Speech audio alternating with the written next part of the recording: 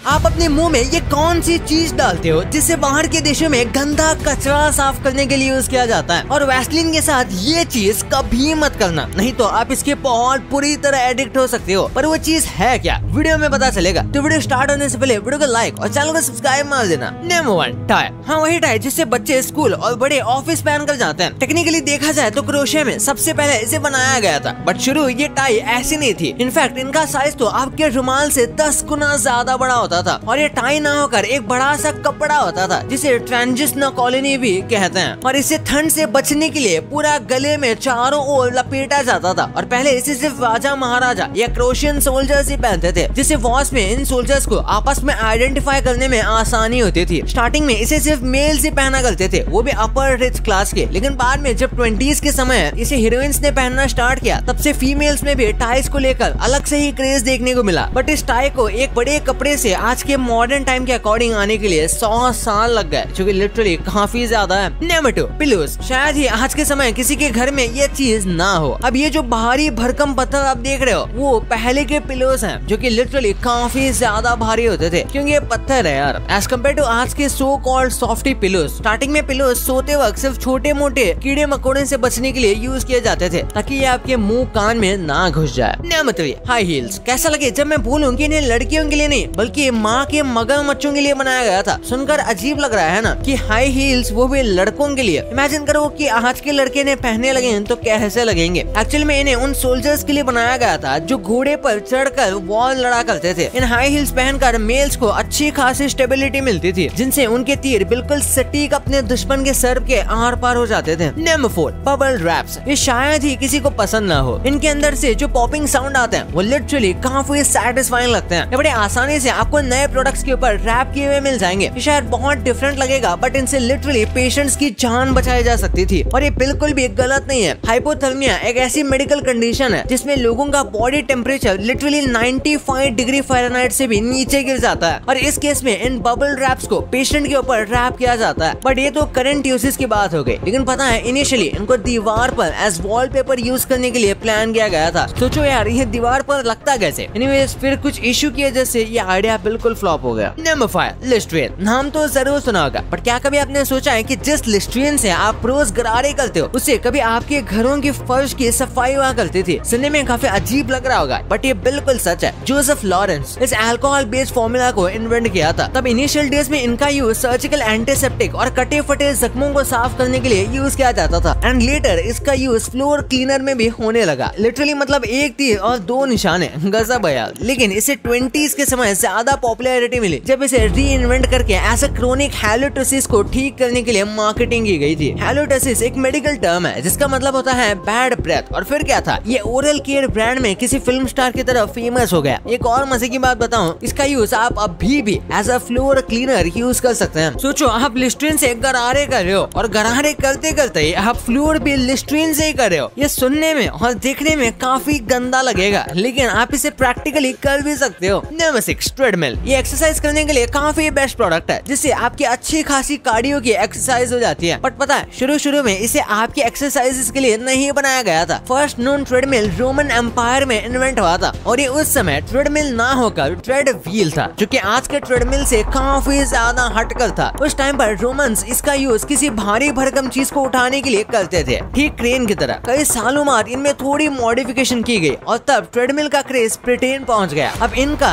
Jail के कैदियों को सजा देने के लिए यूज किया जाने लगा। ये हमें तो मजाक लग रहा होगा, बट उनके लिए ये नहीं था। उनसे दिन रात बिना खिलाए पिलाए नंगे पैर इसे घुमाया जाता था। फिर वहाँ के गवर्नमेंट को इन पर तरस आ गया, और ऐसे पनिशमेंट और ये ट्रेडमिल दोनों को ही बंद कर दिया गया। Number 7, black dresses. आजकल जहाँ जाओ एक तो एक बंदा ऐसा दिख ही जाएगा जो फुल ब्लैक कपड़ों में हो। ये आजकल काफी ओवररेटेड हो गया। फिर चाहे लड़के हो या लड़कियाँ, सब फुल ब्लैक में फुल ब्लैक कौवे जैसे इन ड्रेस को पहनकर मस्त चाव से घूमते हैं। बट हिस्ट्री इनकी रंगीन नहीं रही। पहले के टाइम में ऐसे कपड़ों को अशुभ माना जाता था, और ऐसे कपड़े सिर्फ वही लोग पहनते थे जिनके घर में किसी की डेथ हो गई हो, और इन्हें लिटरली पूरे 2 साल तक पहनकर रखना होता था। क्वीन विक्टोरिया ने तो अपने पति एल्बर्ट के गम में इस कपड़े को पूरे 40 साल तक पहनकर रखा था, लिटरली 40 साल। Number 8, petroleum jelly. वही वैसलीन। रॉबर्ट चीजब्रो पेट्रोलियम जेली के फाउंडर। इन महाशय का मानना था कि इनसे हर जख्म भरे जा सकते हैं, और इनको अपनी बात पर इतना भरोसा था कि ये लिटरली इस जेली को रोज एक चम्मच एक च्यवनप्राश की तरह निगल लेते थे, वो भी बिना डर के, और ये उन्हें मजा भी आता था और ये उसके कुछ हद तक एडिक्ट भी हो चुके थे। और एक दिन रॉबर्ट जेली खाते खाते चल बसे। बेचारे रॉबर्ट फिर उस समय से आज तक इन पेट्रोलियम जेली के हम एक ही यूज जानते हैं और वो है स्किन को मॉइस्चराइज करना। सबसे इम्पोर्टेंट कोई चीज है तो वो है स्मार्टफोन। सोते बैठते खाते पीते नहाते और पता नहीं कहाँ कहाँ एक पल भी इसके बिना आदमी सांस नहीं ले पाता। और ये शायद इसीलिए हिस्ट्री का one of the best inventions में से एक है। लिटरली यार इसे कहीं भी बात कर सकते हैं, ह्यूमन बुर्ज खलीफा से करो या स्टैच्यू ऑफ यूनिटी से, बट फोन कॉल्स की जर्नी अब मिनी कंप्यूटर में बदल गई है। हाँ, अब स्मार्टफोन्स कंप्यूटर बन गए हैं जिस पर आप लिटरली गेम्स खेलना, ईमेल लिखना, सोशल मीडिया पर प्रोफाइल बनाना, पैसे कमाना और मोस्ट इम्पोर्टेंट हमारी यूट्यूब वीडियोस देखना, ये सब कर सकते हो। लेकिन पहले ये सिर्फ कॉल्स के लिए थे और इनका कुछ पर्पस नहीं था। Number 10, chainsaw. इसे आपने अक्सर ऐसी फिल्मों में देखा होगा, बड़े बड़े पेड़ों को काटते वक्त, बट स्टार्टिंग में ये एक मेडिकल टूल के तौर पर इन्वेंट हुआ था। आपके हड्डियों को काटने के लिए ये सर्जरी के समय यूज किया जाता था। सुनने में काफी खतरनाक लग रहा है ना? ये एक्चुअल में खतरनाक ही था, वो भी बिना एनेस्थीसिया के। अदर कंट्रीज में समय के साथ साथ नए इन्वेंशंस हुए और ऐसे खतरनाक इक्विपमेंट से लोगों को राहत मिली। Number 11, play dough. ये वही रंग बिरंगे क्लेज हैं जिसे हम बचपन में खेला करते थे, वो भी बड़े चाव से। बट इनिशियल डेज में इसका यूज टोटली डिफरेंट पर्पस के लिए किया जाता था और वो था